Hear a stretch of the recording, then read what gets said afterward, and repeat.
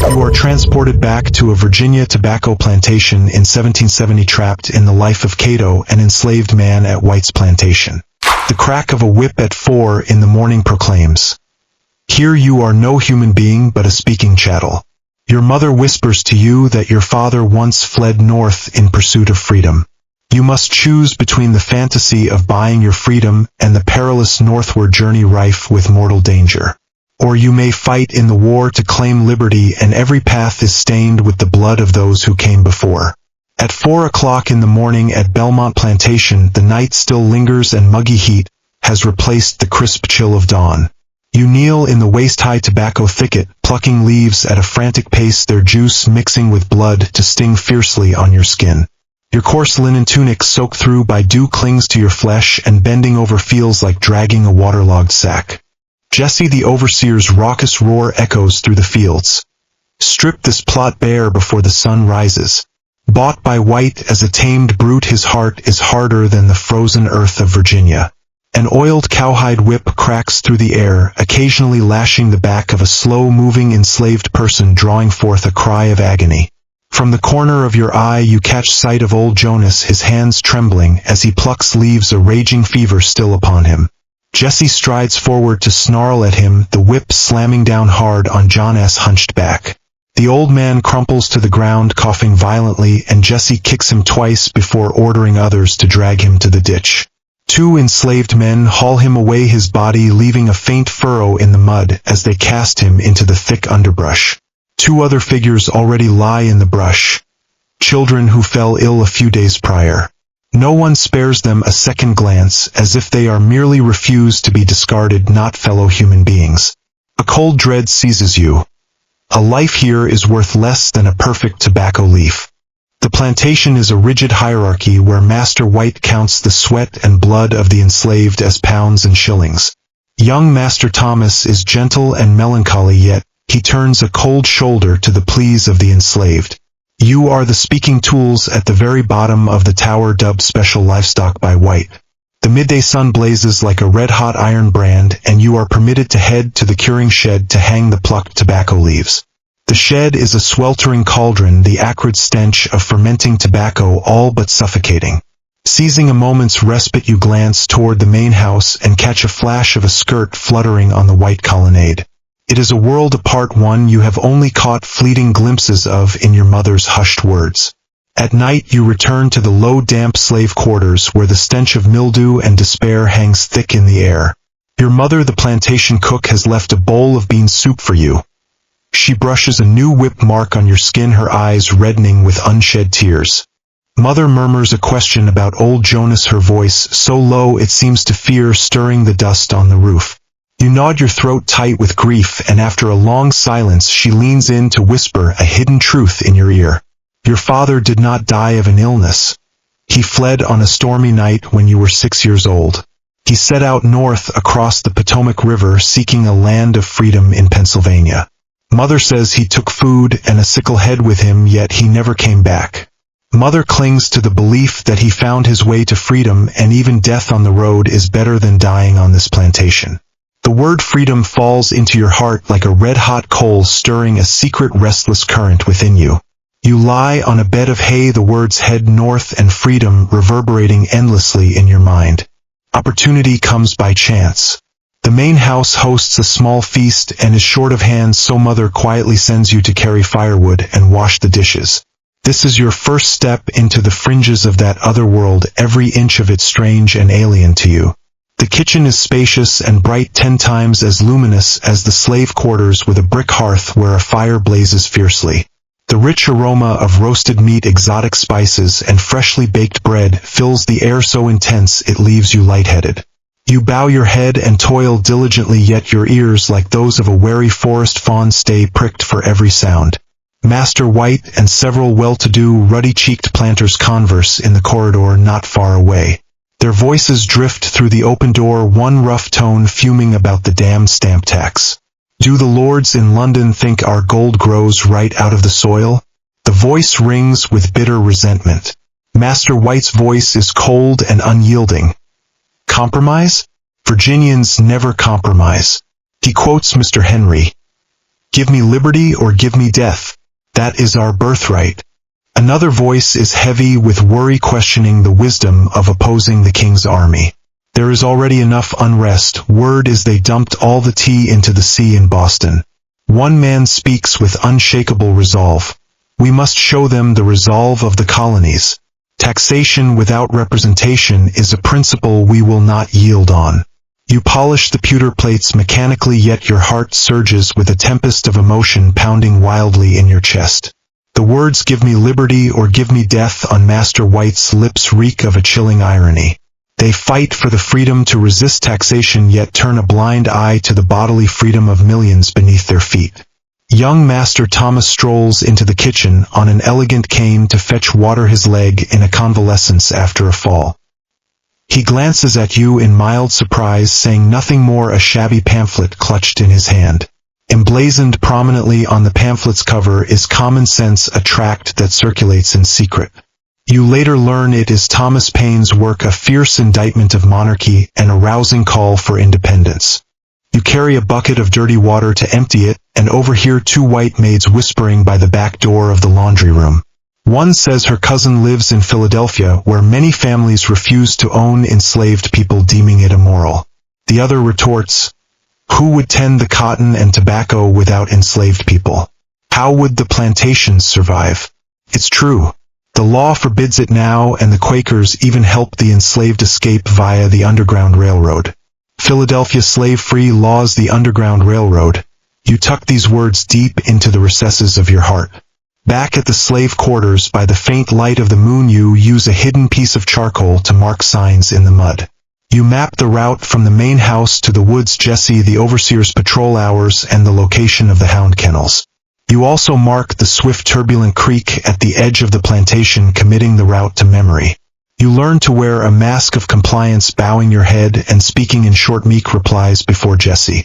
When Jesse whips another enslaved person, you wear a look of well-timed fear, hiding the resolve in your heart. You discover that feigning numbness and terror dims their watchful, suspicious gazes. You become a silent backdrop, observing quietly beneath your chains, plotting in secret. Pretense may lower their guard, but it cannot erase the cruelty, and old Santo's fate shatters any remaining illusions. Santo is one of the oldest enslaved people on the plantation, his eyes dim, and his teeth gone, assigned to light work by the warehouse.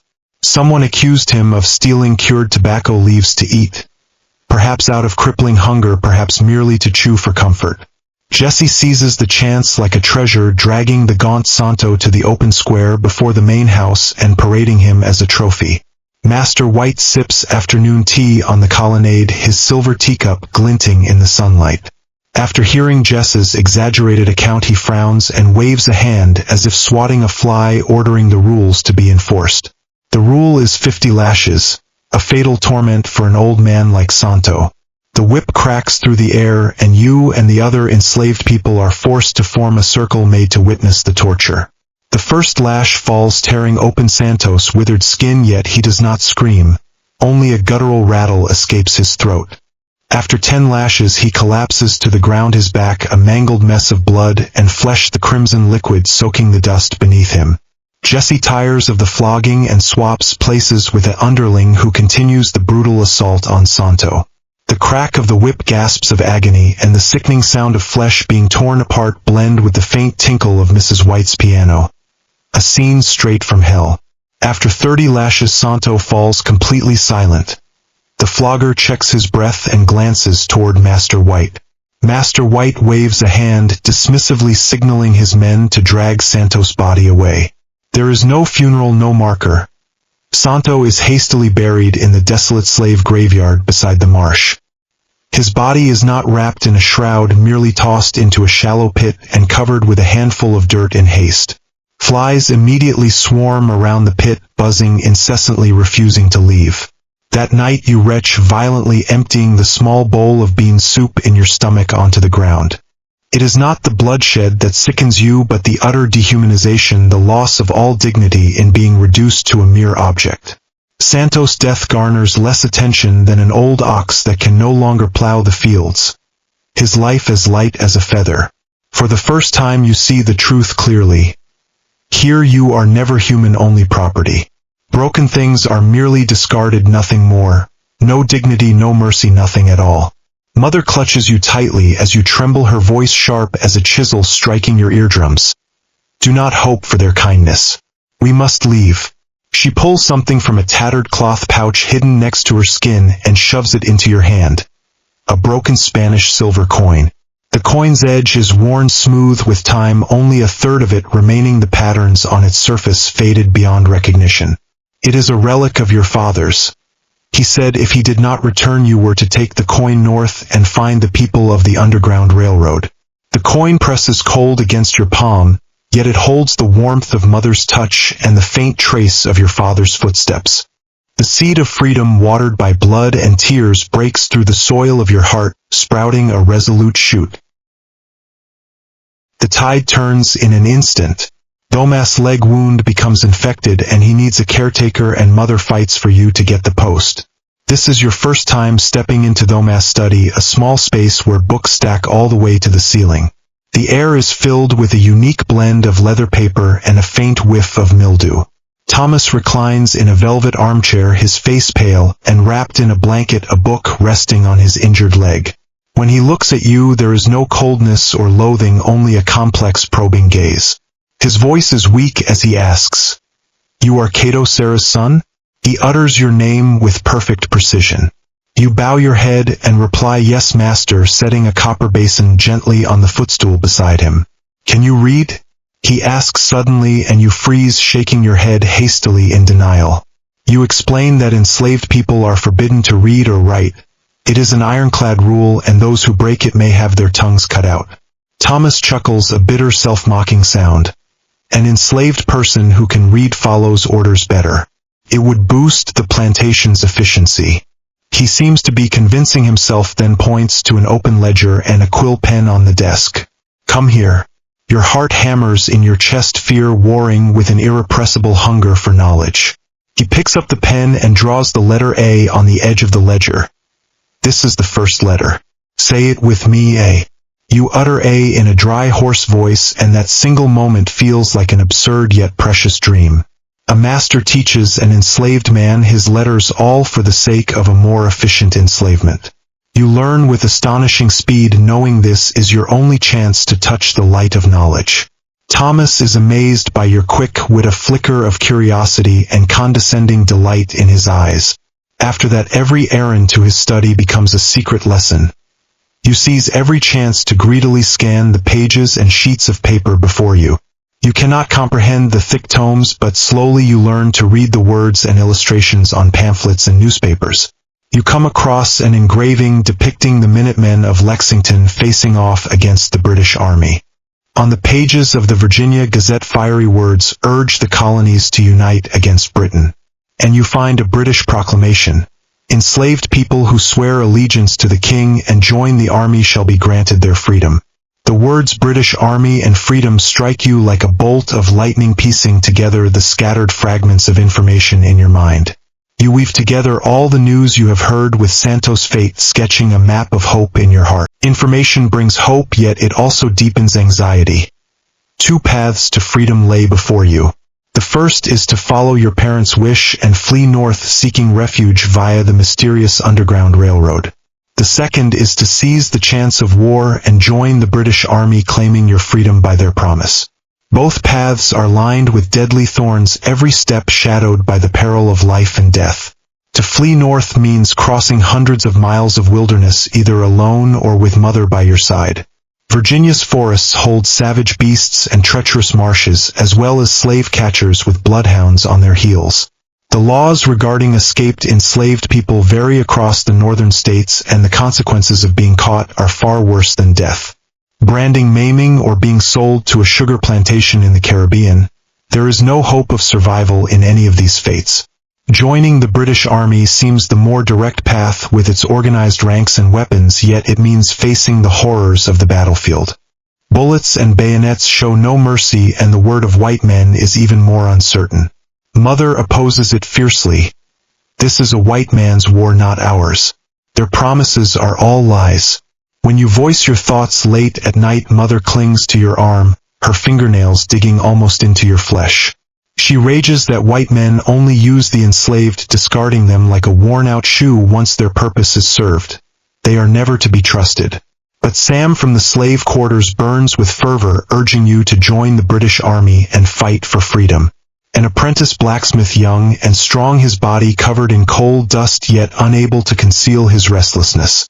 Sam claims the British keep their word, and to fight with a gun in hand is a more honorable path than sneaking away like a thief.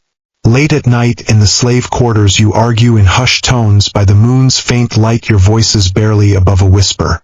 You question the safety of the route, yet Sam clings to the belief that a way to reach the British Army will always be found. Sam mentions that White plans to sell off some of the enslaved, and you and I may be on that list. Desperation and madness flash in his eyes, a reckless bid to change his fate. Sam's words strike at your deepest fear. Being sold is a sword hanging over every enslaved person's head. To be sold to a brutal plantation in the South is a slow, certain death sentence. You resolve to hasten your plans, pushing down the urge to choose and first make all possible preparations.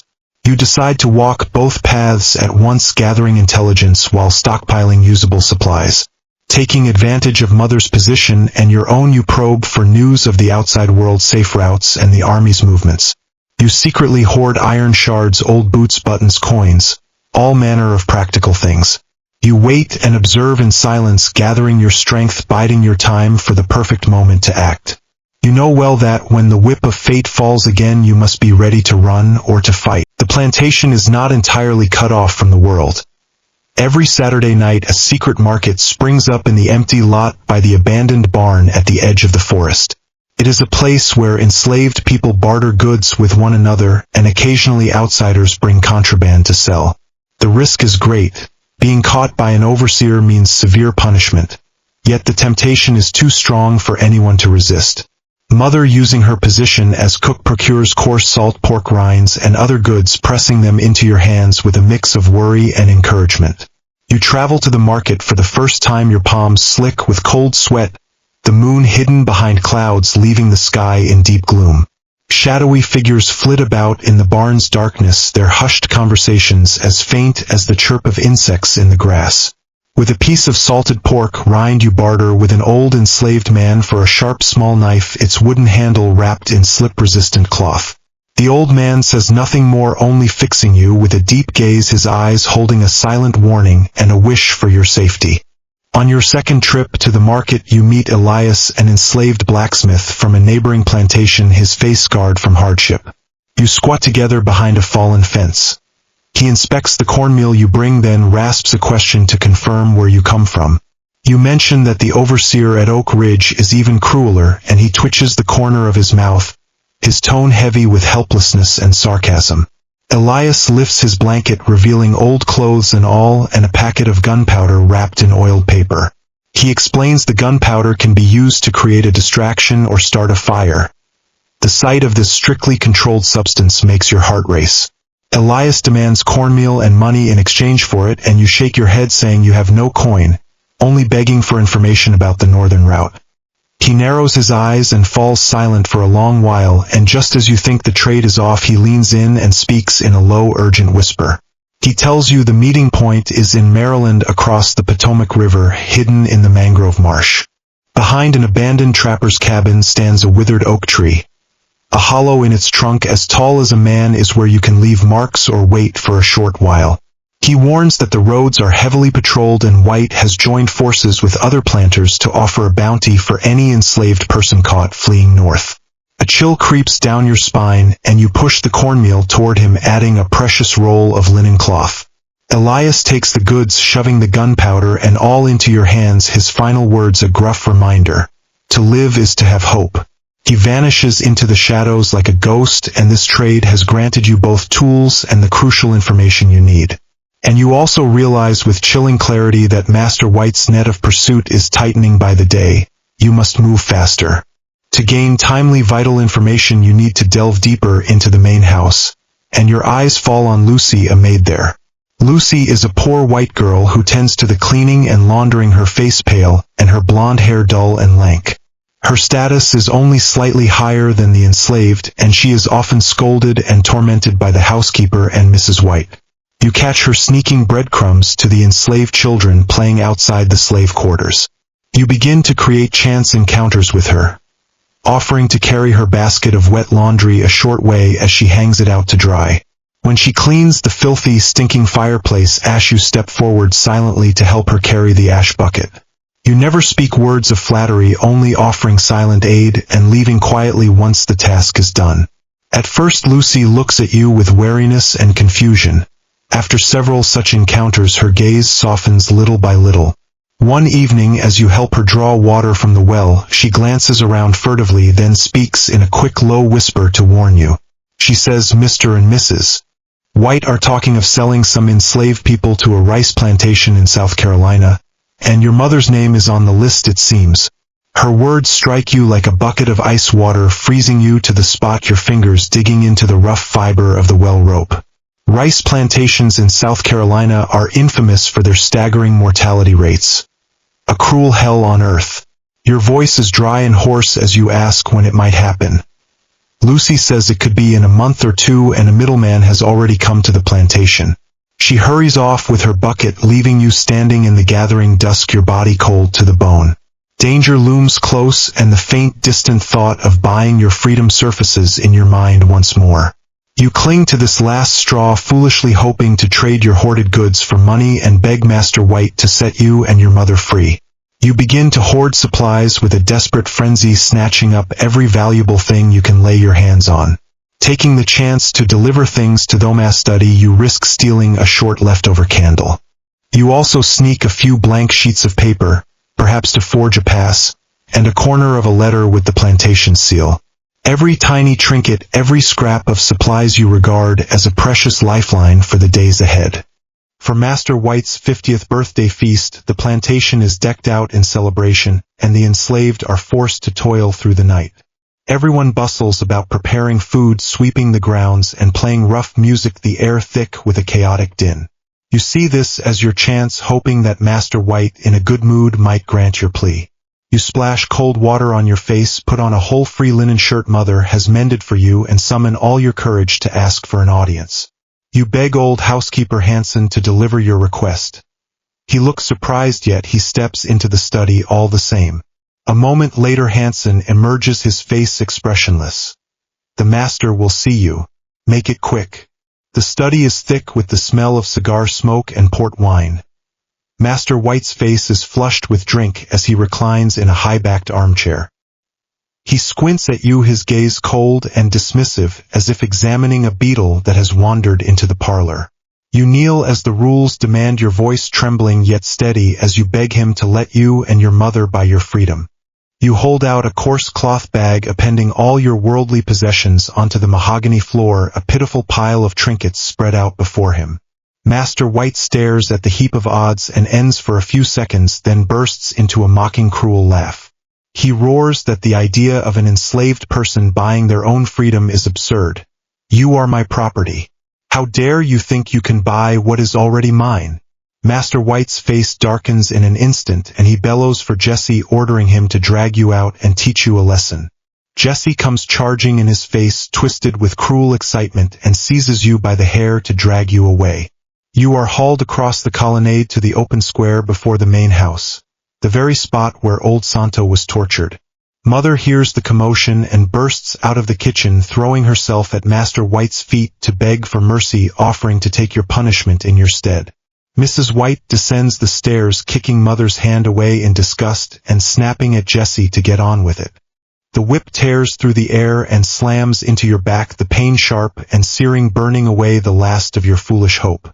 You clench your jaw and refuse to scream, your eyes fixed on the cloud of dust kicked up as Mother is shoved to the ground.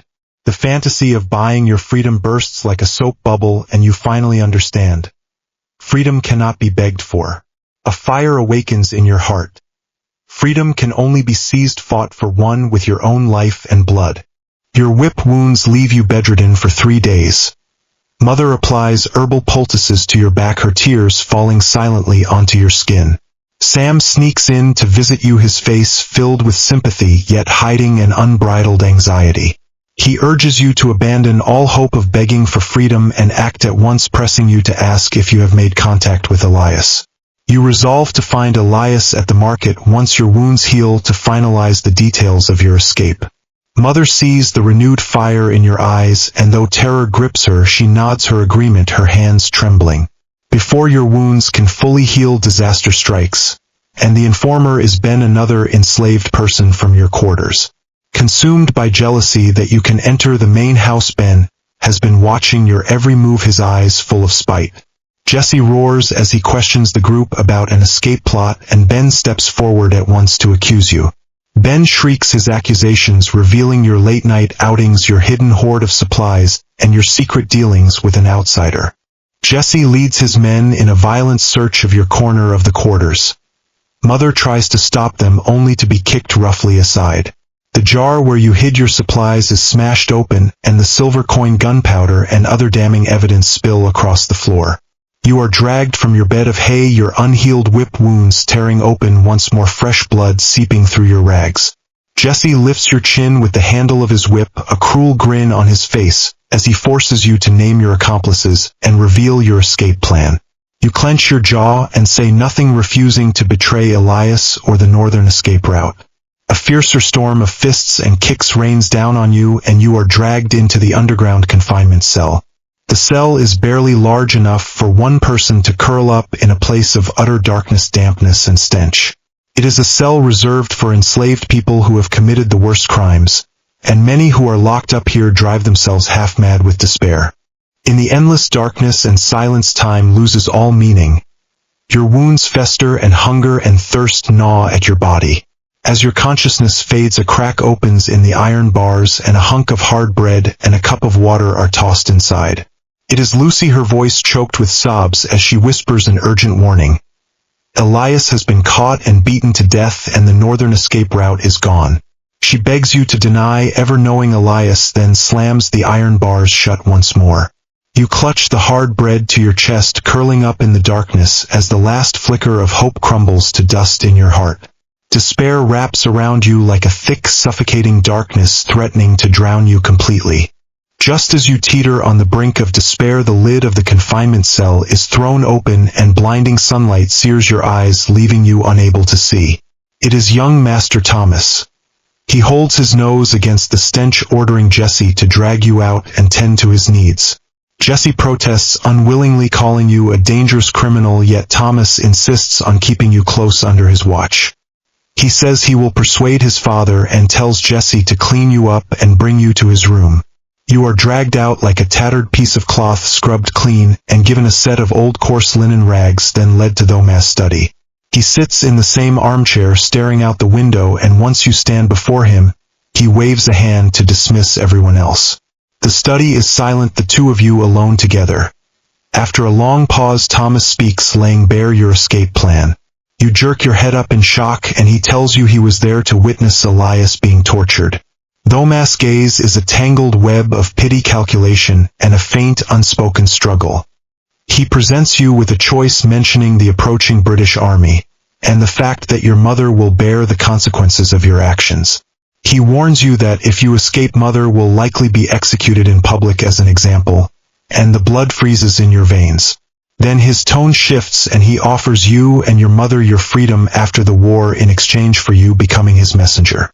He wants you to use your identity as an enslaved person to gather intelligence on the Loyalists and the British Army supply lines, passing it on to his contacts. You understand at once. He wants you to be a spy fighting for the Continental Army, and for his own political gain.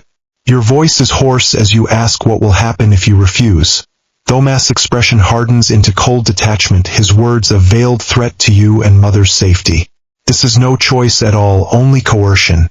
Revulsion curdles in your stomach, yet you are bound by Mother's life. You do not agree at once, begging for time to think and demanding that Mother's safety be guaranteed first. Thomas consents, having Mother transferred to the main house's laundry room, sparing her from backbreaking work and Jess's cruelty. As you leave the study, old wounds and new pain rack your body, and you step from a cage of violence into a cage of manipulation. Sam finds you in a rush, his face alight with excitement, saying he has found a way to smuggle you out to join the British Army nearby. He calls it your last chance, his eyes blazing with the reckless fire of a man with nothing to lose. You look at him, then think of Thomas' coercion and mother's face, and find yourself trapped between two impossible choices. Every path leads into the unknown, a gamble with life and death. You do not know who to trust or where to turn. Before you can make your choice, war crashes into Belmont Plantation without warning. Faint rumors drift in. A British rapid strike force is operating in the area, raiding loyalist farms. Tension grips the plantation like a vice. White tightens security, posting extra patrols and setting bloodhounds on guard at night. A few days later, at dawn, the clatter of hooves and the blare of bugles shatter the peace. British troops arrive at the plantation's main road.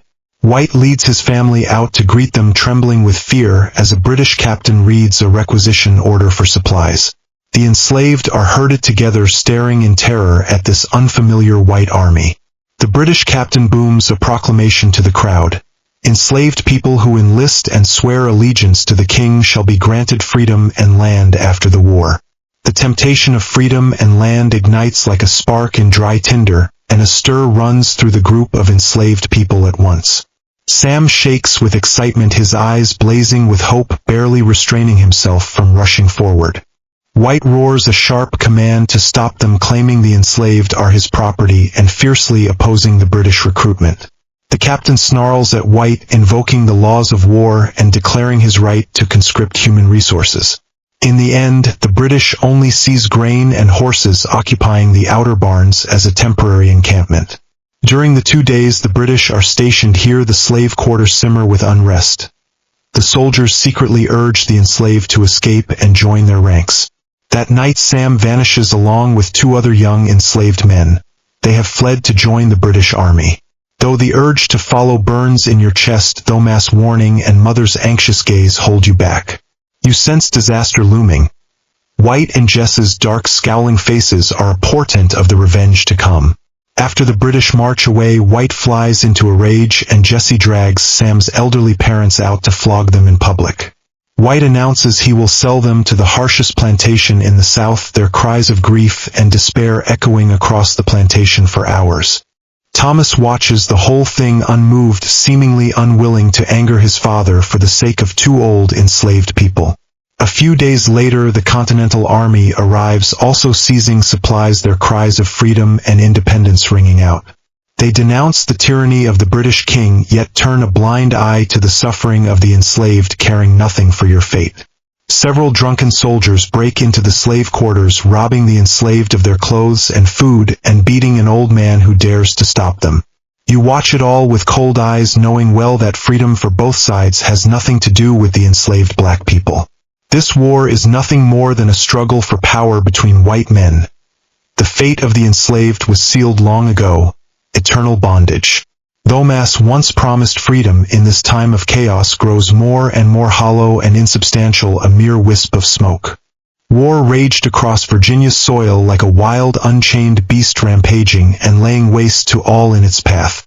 Belmont Plantation, standing along a vital thoroughfare, became a fiercely contested stronghold for the warring armies. The plantation's production ground to a halt. The enslaved were press-ganged into toil, tormented by unrelenting hunger and fear. A skirmish between Continental and British scouts sent stray bullets flying, igniting the tobacco shed and bringing devastating losses. White, unreasonably enraged, blamed the enslaved for careless arson and resolved to execute 2 to assert his authority. The execution unfolded in the square, no trial held. Jesse stood with a pistol and all were forced to watch. A boy wailed for his mother in terror, while a middle-aged man straightened his spine, his gaze fixed hollowly on the north. 2 gunshots rang out and the pair crumpled into the dust, a thick stench of blood pervading the air. You clenched your fists, fingernails digging into your palms as mother trembled beside you, her frame racked with fear. White's cold, malevolent gaze swept the crowd, finally settling on you and mother. He accused her of being complicit in a kitchen theft and ordered Jesse to drag her forward for interrogation. You knew well interrogation meant torture. Mother's face blanched white, yet her eyes held an eerie calm. Mother shot you a glance brimming with silent charge and resolve. Just as Jesse reached out to seize her, she shoved the others aside in a sudden burst, sprinting toward the woods and shouting that she had set the fire. The sudden twist left everyone stunned, drawing White and Jess's full attention to her. Jesse and his men roared in pursuit. The crowd erupted in chaos, and an old enslaved man clung fast to you, stopping your desperate rush. In an instant you understood. Mother was sacrificing herself to draw the pursuers away, carving a chance for you. She fled toward the rugged terrain, and a sharp gunshot suddenly split the air at the edge of the woods. Mother's body jolted, then crumbled to the ground like a broken reed, motionless. You broke free and screamed to rush forward, only to be pinned down by several men forced to watch helplessly. Jesse and his men dragged Mother back by her ankles, her head striking the ground repeatedly, blood streaming down. She was thrown beside the two corpses. White, repulsed by the sight, ordered all three to be buried together. Herded like a hollow shell to dig the grave, you swung your shovel, mud and tears blurring your vision. Seizing the overseer's inattention, you threw yourself beside Mother and pried the broken silver coin from her clenched palm. You kissed her forehead and whispered a promise. You would head north and you would live. Shovelfuls of earth fell layer upon layer, burying Mother and burying your last tie to this place. All hesitation vanished, leaving only a cold wasteland in your heart, ablaze with the fire of vengeance and survival. All scheming and doubt became a thing of the past. One thought alone consumed you. Flee north by any means necessary. Even if you perished on the way, you would die walking toward freedom, never to look back. Mother's blood stained the broken silver coin, and the lingering warmth on your palm seared yet sustained you. In the days that followed, you became the most docile, numbed shadow on the plantation, indifferent to all around you. You toiled and endured punishment in silence, your eyes empty until Jess's curious scrutiny faded away. When Thomas pressed you for a decision, you brushed him off, saying your mind was muddled with Mother's recent death. Amid the chaos of the Continental Army's retreat and the British's impending arrival, your chance finally came. Panic gripped the plantation. Overseers scurried to hide their wealth, and the enslaved their patrols, growing lax by the hour. You changed into stolen coarse linen, gathering your knife, gunpowder, dried rations, and other supplies. You tucked the silver coin and a lock of Mother's hair close to your chest, your only anchors of the soul. At midnight, dark clouds blotted out the moon. You slipped out of the slave quarters like a ghost, moving close to the shadows. Drawing on your intimate knowledge of the patrol routes, you broke for the northwest corner near the marsh. The stench of the murky bog masked your footsteps, cold mire seeping into your boots, every step a struggle. A dog's bark echoed in the distance. Though from the wrong direction, it turned your blood to ice in an instant. You scrambled through the mud, your palm gashed open as you clambered over a low stone wall. Once in the forest, darkness closed in thick. You groped your way north by the faint glimmer of starlight. Thorns lacerated your skin, tree roots tripped you, time and again fear and exhaustion weighing heavy on your shoulders. Memories of Mother and Father spurred you on, your legs moving mechanically forward. You covered a mere 7 or 8 miles that first night, hiding in a half-collapsed badger den to wait out the dawn. You gnawed on hard bread with dew for sustenance, your senses sharp for the faintest sound in the woods. You traveled by night and hid by day, following the creeks to cover your tracks and steering clear of the damp lowlands. On the third day, a torrential downpour struck, thunder and lightning crashing overhead. You were soaked to the bone, a bitter chill seeping into your bones. You slipped and tumbled down a steep slope, your right leg slamming into a rock, a searing pain shooting through you. You struggled into a crevice between the rocks, cold, hunger and loneliness descending all at once. On the verge of giving up, the silver coin and the memory of Mother's gaze reignited your resolve. You tore a strip of cloth to bind your wounded leg, huddling in the wind and rain to wait for morning. Your injured leg slowed your progress and a high fever took hold. You clung to survival only with herbal remedies and sheer willpower. A week later, you suspected you had reached Northern Virginia, yet you were utterly lost as to your exact whereabouts. Rations ran out. You tried foraging for wild berries and mushrooms, narrowly escaping poisoning from a toxic fungi. Desperate, you stumbled out of the forest and caught sight of a dilapidated church, hidden in a clearing deep within. Vines coiled around the church, its steeple slanting askew, exuding a desolate holiness in the twilight. After confirming no human trace, you limped toward it, seeking shelter for the night. You pushed open the creaking wooden door, and a cloud of dust and mildew assailed your senses at once. The church stood empty and ruined, a pile of hay in the corner bearing the marks of recent habitation. Weariness and sickness overwhelmed you. You collapsed onto the hay, slipping into a semi-conscious state. Faint footsteps roused you. You clamped your hand around your knife, your heart pounding with vigilance. A tall, shadowy figure stood in the doorway, a deep, gentle voice calming you, bidding you not to fear. As the figure drew near, moonlight revealed an elderly black man around 50 years of age. The man introduced himself as Moses, a traveler and a guide who led the lost toward their way. Underground Railroad, you rasped, your voice trembling uncontrollably with tension and weakness. Moses smiled and nodded. After confirming your route, he naturally inspected the bandaged wound on your leg. He pulled out a water skin ointment and cloth, offering to tend to your infected wound. You let your guard down. Moses' hands moved with skilled gentleness, and you gritted your teeth to bear the searing pain of the dressing change. In idle conversation, you told him you were from White Plantation, having fled alone for 8 or 9 days. When you spoke of mother unable to join you, your voice caught in your throat. Moses offered his sincere condolences. You spoke of father who had fled north years before and pulled out the broken silver coin. Moses took the coin and examined it closely, then suddenly asked, his voice thick with emotion, if your father was Joseph. Struck dumb with shock, you seized his arm, your eyes blazing with urgency, demanding to know father's whereabouts. Moses nodded in confirmation, telling you he had escorted your father to Pennsylvania 12 years prior. He unfastened a leather thong around his neck from which hung the missing half of the coin. It fit together with yours perfectly. Tears welled up and spilled down your cheeks. You finally knew father was alive and had never stopped thinking of you both. Moses told you father worked at the docks in Philadelphia and had spent years tirelessly inquiring after your mother and you. You told him your name, and Moses promised to guide you the rest of the way on your escape.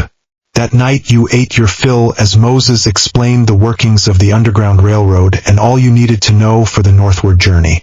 He spoke frankly. Free states were not equal states, urging you to steel yourself for what lay ahead.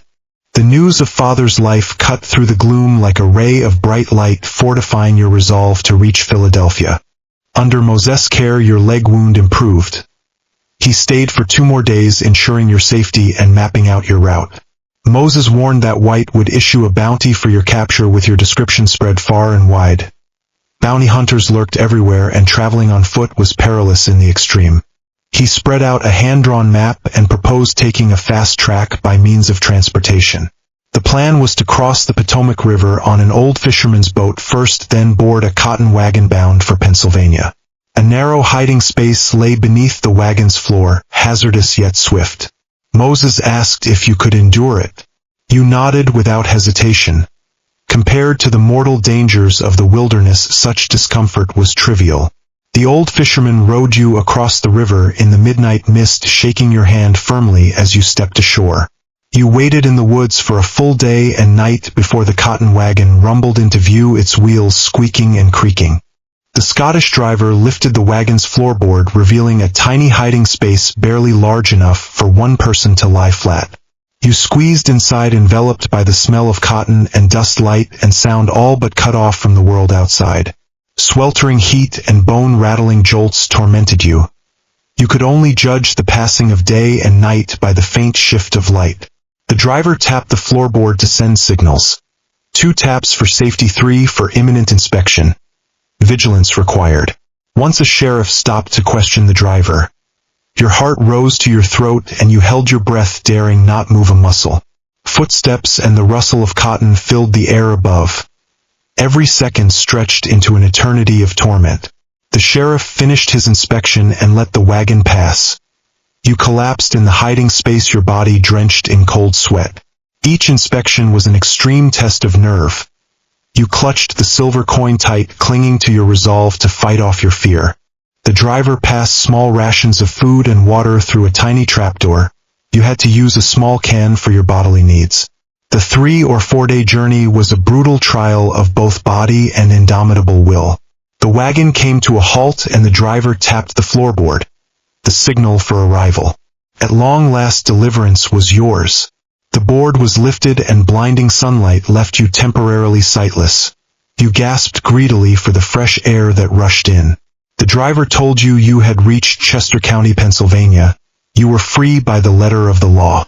You struggled out of the hiding space, your legs and feet numb, and stumbled to the ground, your face pressed into the grass as tears surged forth. You stood on the soil of a free state, whispering a silent triumph to your parents, telling them you had broken free. Daring not linger, the driver gave you water and food, pointed you toward a narrow path, then hurried away to avoid suspicion. Following his directions, you reached a black settlement at dusk, a cluster of wooden huts and shanties hidden at the edge of the woods. Free blacks and escaped slaves lived here. A middle-aged woman gave you hot soup and cornbread, bidding you rest in the woodshed. Here you learned the unvarnished truth of freedom for the first time as an elderly man named Elijah spoke of the injustice black people endured. Blacks had no right to vote, could scarce find decent work, and faced relentless white discrimination and harassment when renting a home or buying goods.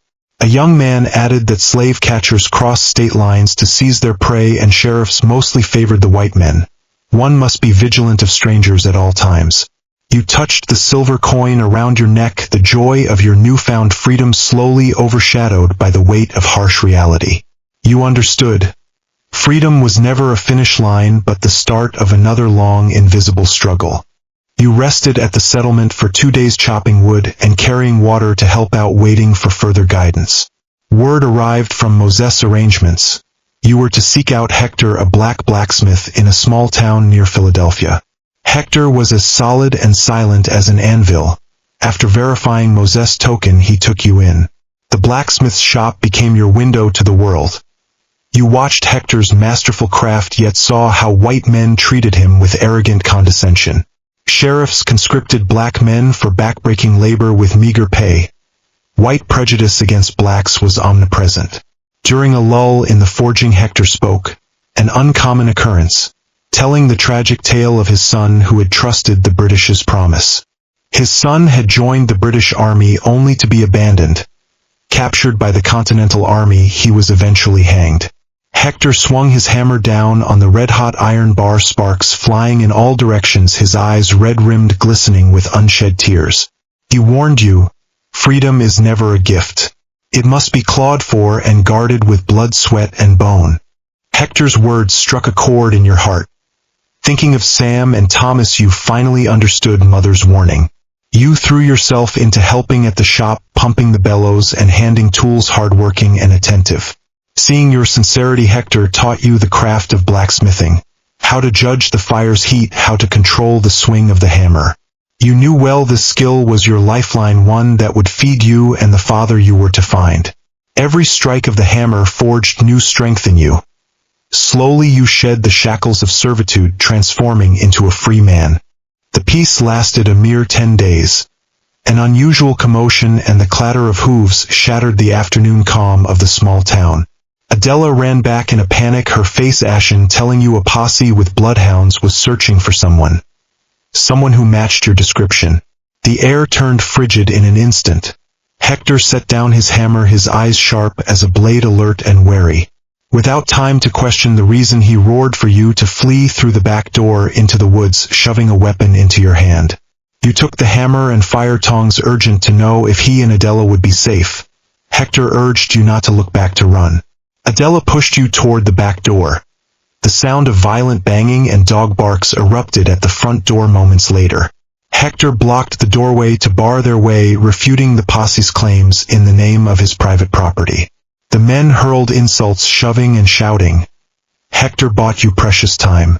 You gritted your teeth and sprinted for the back door, the crash of breaking glass, screams, and a child's cries ringing out behind you. The posse spotted your trail. You ran headlong into the woods, fleeing deep inside without a backward glance. The baying of hounds and the thud of footsteps closed in. Your leg wound was barely healed, and the weight of the weapon slowed you, no match for the pursuers. A dull thud and a scream rang out behind you. You glanced back to see Hector swinging a door bolt, holding the posse at bay. He struck down a man and a hound, planting his body in the narrow path, roaring for you to keep running. The posse swarmed Hector, beating him. He fell then rose again, clinging fast to their legs with all his strength. Tears blurred your vision. You knew he was sacrificing his life for your slim chance of survival and ran on faster than ever. You wove through the terrain, leaping over a stream and diving into a thicket of thorns, following the familiar narrow path to freedom. A single gunshot echoed in the distance. Your steps faltered, yet you forced yourself not to stop. Not until the sound of the posse faded completely did you collapse beneath a bed of ferns, gasping for breath as tears streamed down your face. Hector's death taught you a bitter truth. Freedom has always come at the cost of blood. You clenched the hammer tight, regaining your senses. After orienting yourself, you resolved to press north to Philadelphia. You carved a mark on the inner side of a tree trunk, hiding the hammer and fire tongs, keeping only your knife as you set off. Your steps were heavy yet unshakably firm. You would live for those who had sacrificed themselves and guard this hard-won freedom. You traveled with redoubled caution after that, moving only by night, avoiding main roads and towns, surviving on meager scraps of food. You followed the network of hidden stations along the Underground Railroad, receiving aid from Quaker believers or hiding in caves to wait for your next guide. More than 10 days later, at dawn, you climbed Oak Hill. The mist lifted slowly and you caught sight of the far bank of the Delaware River. Philadelphia's houses, docks, and ship masts spread out before you in the morning light. The destination of freedom. Leaning against a tree trunk, you felt no elation, only a numb calm after untold hardships. You had crossed marshes and forests bearing the weight of sacrifice and hope, and now stood at the gates of freedom. Soldiers and suspicious boatmen patrolled the docks. After watching for a long while, you slipped onto a ferry filled with black farmers. The boatman glanced at you, saying nothing. You stood at the stern, looking back as Belmont faded into the distance. Stepping onto Philadelphia's docks, you were enveloped by a cacophony of sound and a jumble of scents. A chaotic world for free men. Your clothes were tattered, your body covered in scars, yet you no longer feared the lash and could meet another's gaze unflinchingly. Following the directions you had been given, you found the Little Africa black community in the South Ward, its houses low and crowded. Though poverty pervaded the community, it brimmed with the vitality of life. Black people laughed and talked freely, unshackled. It was no paradise, yet it let you walk in safety, free from the shadow of pursuit. You asked an elderly man mending fishing nets about father, describing his appearance and his work at the docks. The old man's memory was vague. He suggested you ask the stevedores near the Black Dog Tavern at the docks. You thanked him, your heart a mix of emotions. Hope flared bright, yet unease and trepidation at the impending reunion weighed heavy. The Black Dog Tavern was a ramshackle gathering spot at the docks where laborers sought work and black people exchanged news. You pushed open the door and a foul stench of cheap liquor, sweat, and tobacco assailed your nostrils. The tavern was dimly lit, the air thick with raucous chatter. You described father to the one-eyed mixed-race bartender. The bartender told you of father's recent condition, offhandedly directing you to the shantytown on Cherry Street. The shantytown was built from scrap wood and metal, open sewers running through its lanes. You picked your way through the stinking passageways. An elderly woman pointed you toward a leaning shanty, telling you father had been gravely ill for days, unable to leave his bed. You tapped lightly on the half-open wooden door. A fit of violent coughing and a weak voice asking who was there came from inside. Pushing the door open, you saw a gaunt figure huddled on the bed, an old scar on his left eyebrow clear to see. Father's gaze fell on the silver coin around your neck. His eyes flared with sudden light, and he called your name in a trembling voice, disbelieving. 1,000 words stuck in your throat. All you could manage was a broken papa as tears poured down your face. You dropped to your knees and threw your arms around him, father and son clinging to each other, weeping in the ramshackle shanty. Father asked urgently after mother. You choked out the truth, that she had sacrificed herself to save you. Father let out a desolate howl of grief, unleashing the pain of losing his beloved and the years of pent-up suffering. Father told you of his fruitless search for you and mother after fleeing north, how backbreaking labor and endless longing had broken his body.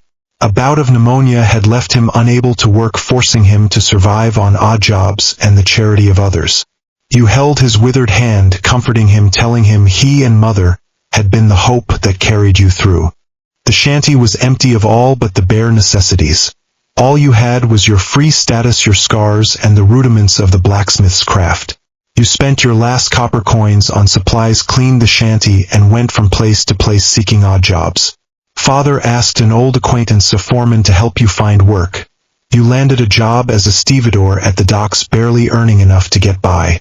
The work was backbreaking, the pay meager, but if it meant Father could drink hot soup, it was all worth it. You knew well stevedoring was no long-term life. Thinking of Hector, you resolved to make blacksmithing your future. After work one day, Father spoke to you, gravely suggesting you visit the Free African Society. Father explained it was a black organization, one that offered aid, fought for black rights, and even ran literacy classes. On Sunday, you accompanied Father to the society's meeting place, a simple warehouse already filled with more than 100 people.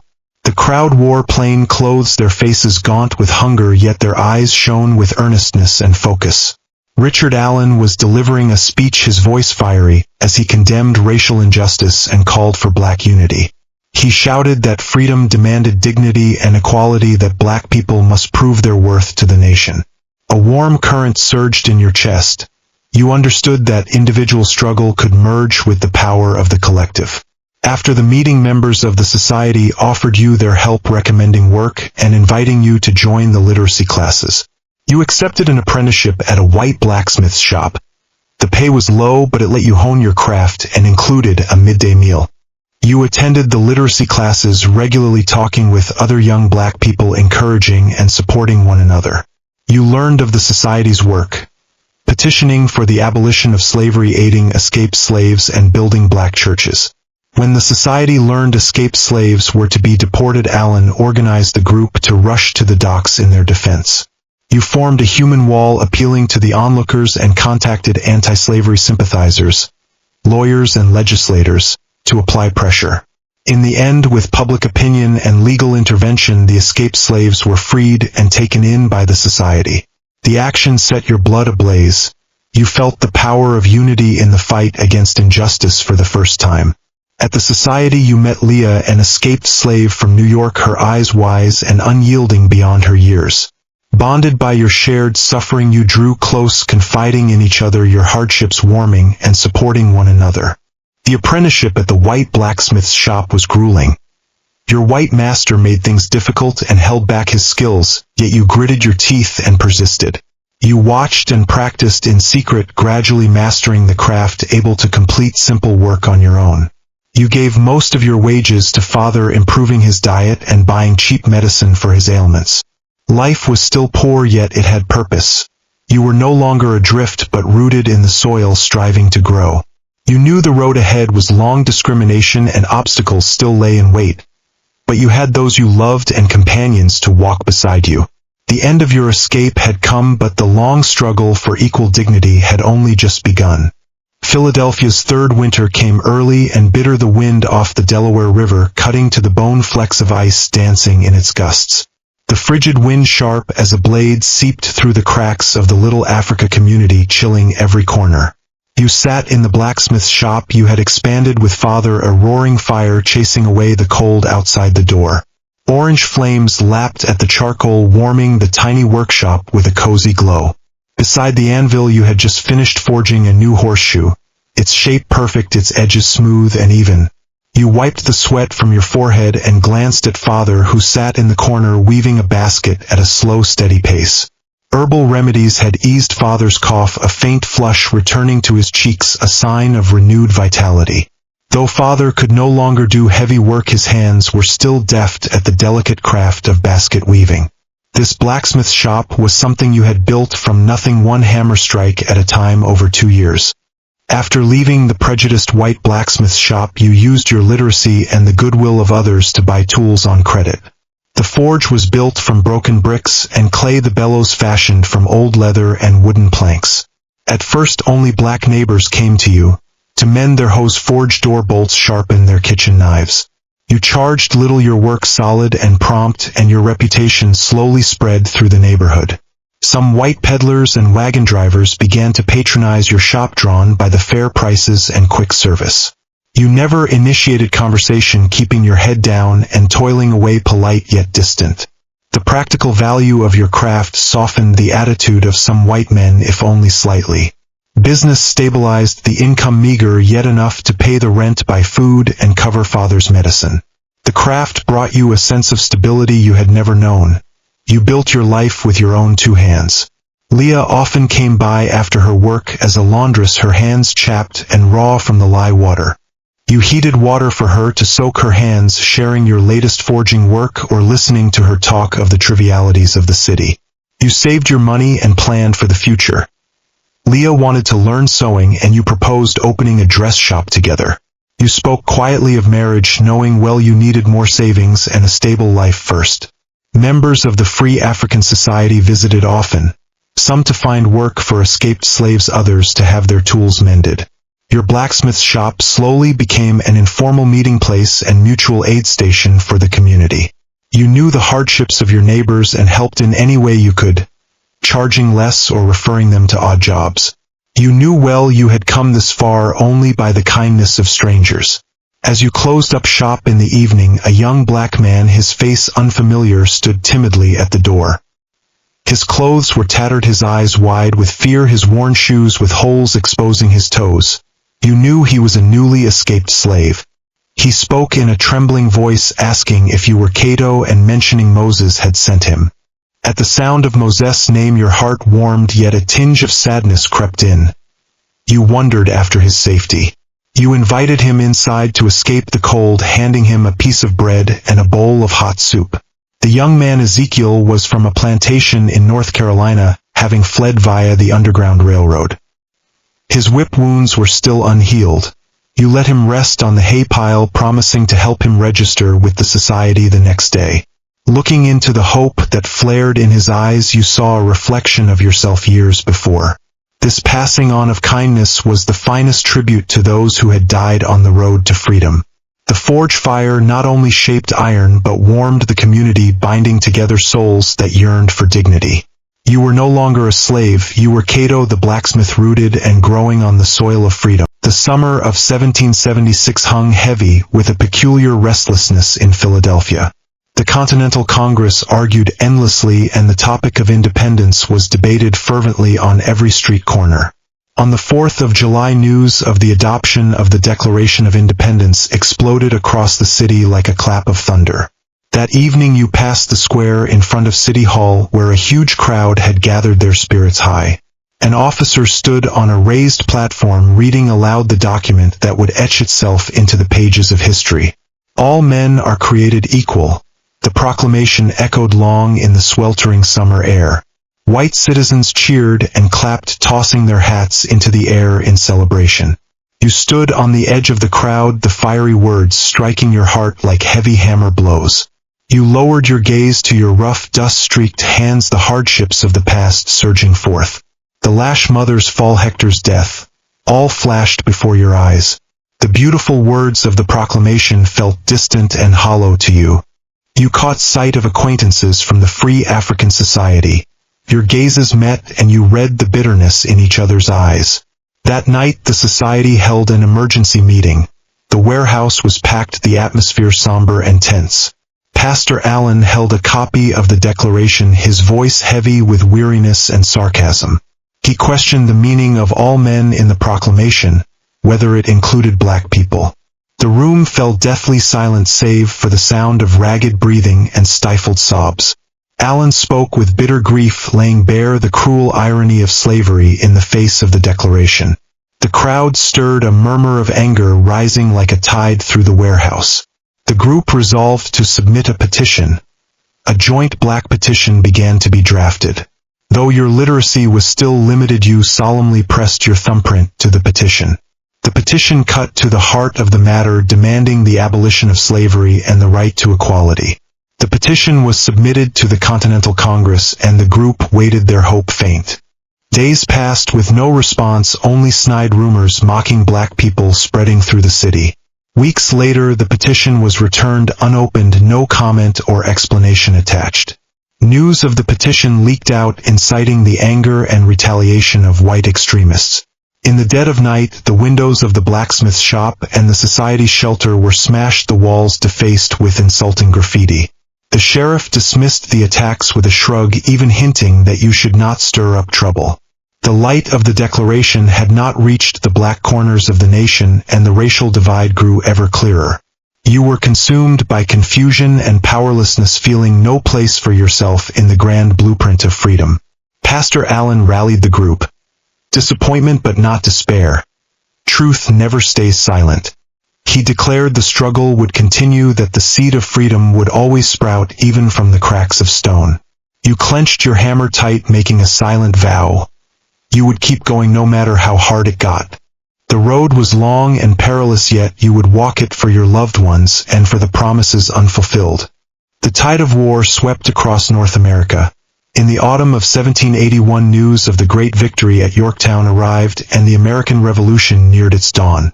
Philadelphia erupted in celebration, church bells ringing and cannons firing salutes as the people poured into the streets to rejoice in the victory. The mood in Little Africa was mixed joy tinged with deep anxiety for the fate of black people. Bad news trickled in one after another. As the British Army retreated, it abandoned the countless black slaves who had fought for it. Most of these enslaved people became prey, hunted down by the Continental Army militias and slave owners alike. Wounded and scarred, the black slaves arrived one by one, seeking shelter at the Free African Society or your blacksmith's shop. All had fought for the British, trusting their promise of freedom, only to be cast aside without mercy, left in despair. A fierce debate erupted within the society. Sheltering them was extremely risky and resources were desperately scarce. Pastor Allen insisted on coming to their aid, declaring that to abandon one's own people was to betray the society's very founding purpose. You stood firmly with Allen, never forgetting the strangers who had risked everything to help you on your escape.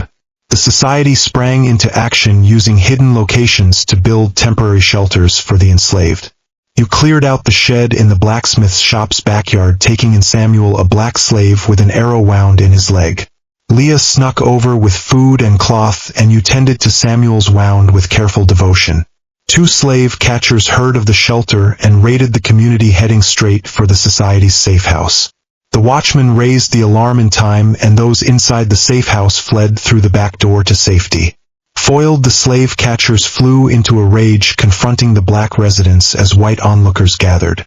Pastor Allen stepped forward to argue their case, citing Pennsylvania law to refute the slave catchers. A white lawyer arrived to mediate, using a loophole in the law to drive the slave catchers away, for the time being.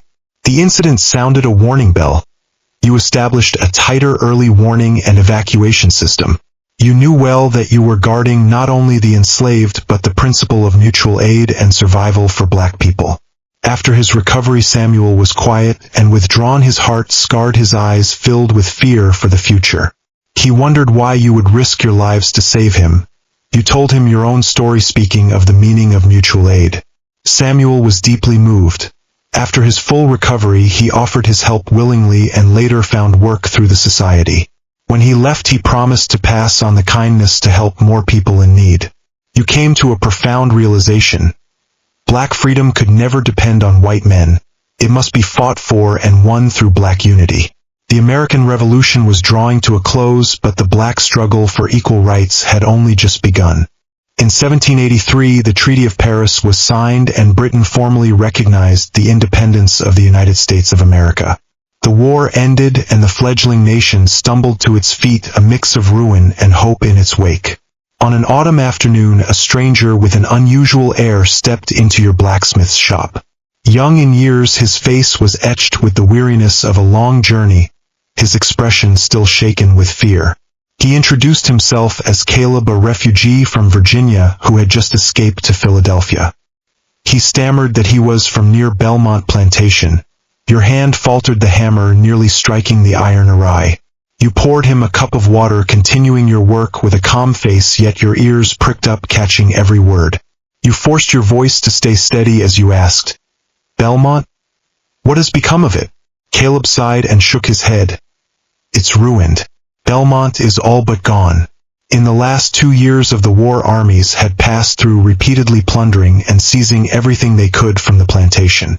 Master White had first supported the Continental Army, then switched sides as the British gained strength, pleasing neither. The plantation's houses were seized by the Continental Army and burned by the British. Many warehouses and sheds lay in ruins. Vast swathes of tobacco fields lay fallow, the former prosperity a distant memory. You listened in silence, your heart untouched by emotion, as if hearing a tale of a far-off land. You pressed on. And Master White himself, what of him? Caleb lowered his voice. He's bankrupt, crushed by debt, and has mortgaged most of his land. His spirit broken, he drank himself into a stupor every day. Some said he died of illness last winter, others that he took his own life. Belmont had a new owner, a northern speculator who was busy picking up the pieces. You nearly asked after young Master Thomas, yet bit back the words at the last moment. Caleb went on unprompted. As for that devil Jesse the overseer, he's surprisingly well. During the war he had helped White hide his wealth and grew even crueler in his oppression of the enslaved. But justice found him. Before the Continental Army retreated, a slave uprising broke out on the plantation. A handful of enslaved people with nothing left to lose snuck into Jesse's quarters at night to exact their revenge. The next morning Jesse was found dead in his bed, his throat slit from ear to ear. No one knew who the murderers were, and no one cared to find out. The new northern owner was only too happy to be rid of the plantation's old guard, to have peace and quiet. Jesse had died at the hands of the enslaved he had oppressed so brutally, not on the battlefield nor by the hand of the law. You stopped hammering and stared into the forge fire, feeling no thrill of vengeance, only a hollow sense of relief. The vicious hound was dead, the master replaced, but the shackles of slavery still remained. You finally spoke, asking, "And the enslaved? The ones who were there, where have they gone?" Caleb answered, "Scattered, sold." The new owner brought in new laborers, new slaves. The elderly and the weak had vanished without a trace. Caleb let out a sigh, his voice heavy with helplessness and regret. You did not ask after the spot where mother was buried or the old faces from the slave quarters. The past was sealed away in your heart for good. The past had come to an end. Belmont, which had held 20 years of your suffering, had crumbled in the fire of war. White Jesse and the others who had held your life in their hands had been consumed by their own sins and the tide of the times. Caleb stayed the night. The next day the society arranged for him to go to another safe place. After he left, you stood at the door of the blacksmith's shop, gazing south toward Virginia. The setting sun cast its light, gilding the rooftops of Philadelphia with a warm red glow. Memories surged forth. The sweltering heat of the tobacco fields, mother's whispered words, old Santos scars, the faint images of your parents. Hatred lingered, yet it no longer blazed. It had settled into a cold foundation, driving you forward. You knew well that destroying a plantation and killing an overseer could never eradicate slavery and injustice. The real enemy was not a single slave owner or overseer, but slavery itself and the prejudice of skin color. These injustices still festered in the new America. In the South, slavery had grown even stronger, fueled by the Cotton Kingdom. You turned back to the forge, picking up your hammer, and the steady clang of metal on metal echoed out firm and resolute. You were no longer a fugitive. You were Cato the blacksmith, and your battlefield was this city where equality had yet to be fulfilled. With your craft, your conscience, and your actions, you would forge a future of justice and freedom for your people and for the generations to come. In the late autumn of 1783, you and Leah were married in the small church of the Free African Society. The wedding was simple yet solemn, no lavish gowns or feasts, only family, friends, and kind white allies in attendance. Pastor Allen officiated the ceremony. When you said "I do," you met Leah's eyes bright with happy tears. Life was still hard, yet you knew you were building a stable happiness of your own with your own two hands. You rented a spacious dry house in the little Africa community and brought Father Joseph to live with you. The blacksmith shop business thrived steadily, earning enough to support the family and to pay for Leah to learn the sewing craft. Leah learned quickly from a white seamstress, and your dream of opening a dress shop together drew nearer. After the nation's independence, divisions emerged. Northern states gradually enacted gradual emancipation laws. Pennsylvania led the way, passing a law that promised freedom to the children of slaves upon reaching adulthood. In the South, however, the Cotton Kingdom rose and the demand for slave labor grew ever greater. The 1787 U.S. Constitution compromised, tacitly allowing slavery, inciting the anger of abolitionists. The 3/5 Compromise granted slave states extra congressional seats, a clear step backward for the nation. The Free African Society's meetings turned to national abolition and to improving the status of free blacks. The mood at the meetings swung between fiery resolve and heavy despair. The struggle had escalated into a national political game. In the spring of 1785, you and Leah had a son whom you named Elijah in honor of hope. Holding your young son in your arms, your heart was filled with tenderness and responsibility, yet also with anxiety for his future. You hoped he would live in a world free of oppression, where the color of his skin would no longer be a barrier. Each evening you sat with Elijah in your arms on the doorstep, telling him the stories of your ancestors and your companion's struggle. You spoke to your son. Your roots lay in the blood and tears of the South, and your path in the struggle of the North. You taught him that freedom is bought with sacrifice and must be guarded by generation after generation to make it strong. Elijah's eyes lit up with joy. He waved his small hands, responding to your words with innocent gurgles. Leah stood in the doorway, watching with a smile, sewing a small garment, her stitches fine and even. You understood. Dawn had broken, yet cold nooks remained in the North, and the night still enshrouded the South. You were no longer a slave. You were a blacksmith, a husband, a father, standing in the light of the dawn. The hammer forged not only iron but the future of your family and the dignity of your people. Thorns still lined the road ahead, yet the dawn had lit the path, bringing the strength to act. The air was filled with the smell of coal smoke, home-cooked food and milk, the real scent of freedom. You held your son close and gazed into the forge fire, resolved to swing the hammer again tomorrow for those you loved and the beliefs you held dear.